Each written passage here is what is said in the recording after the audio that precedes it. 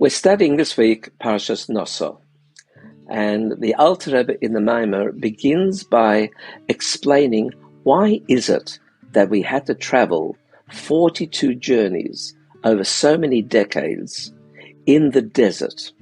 Now, ostensibly, it was a punishment, as we well know, that we could have got there much more quickly, but because of our misbehavior in so many respects, we had to wait till a generation that erred actually died out and a new generation came. But that's the primary ostensible reason. Parallel to that is a much more profound and deeper reason. Why desert? So the idea of a desert, that a desert is devoid of growth. It doesn't have the influence of being able to produce. The rain is withheld. And the only thing that exists in a desert is emptiness and snakes and fiery serpents and scorpions. So the Alter Rebbe explains that the reason why a desert doesn't produce is because it's governed by what we call klipot, negative forces.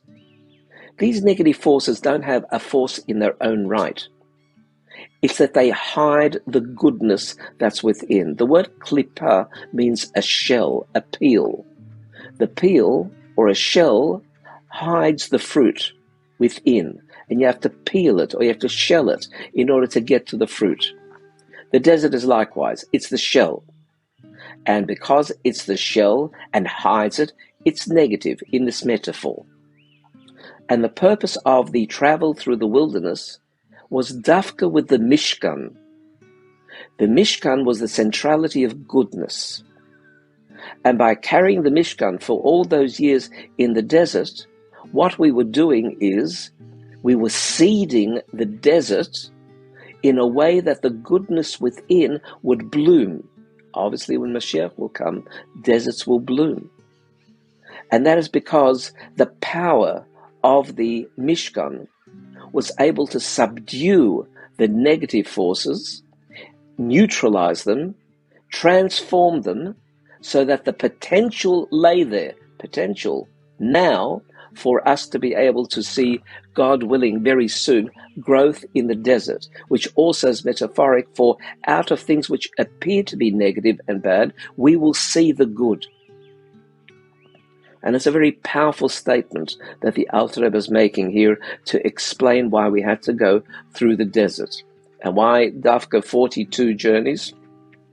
That's Kabbalistic, to do with the letters Mem Beis, which is one of the names of God. And it adds up to 42. And it's within that particular power of that name that the flow of vitality enters into the potential state within the desert.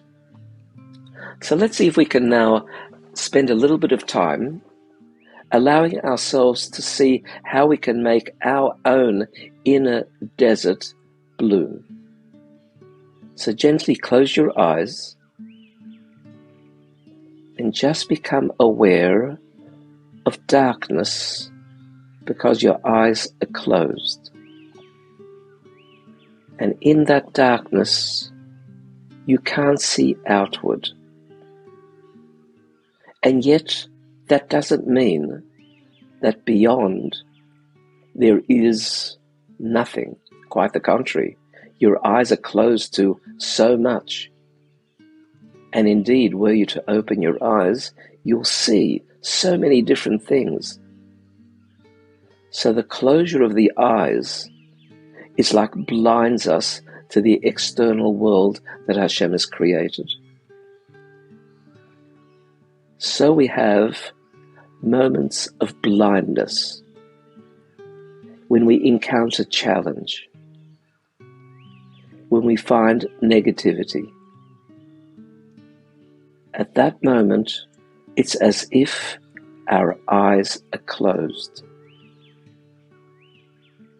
But the truth is that within the challenge, within the seeming negativity, lies an ultimate goodness.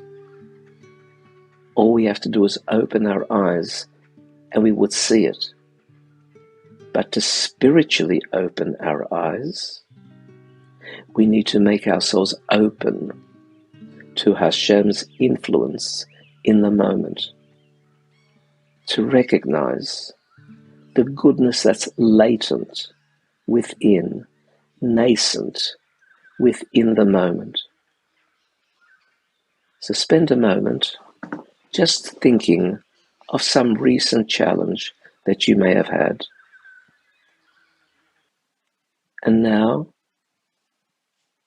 re-look at that, reinterpret that, knowing that within that challenge lies ultimate positivity and goodness that we are not aware of.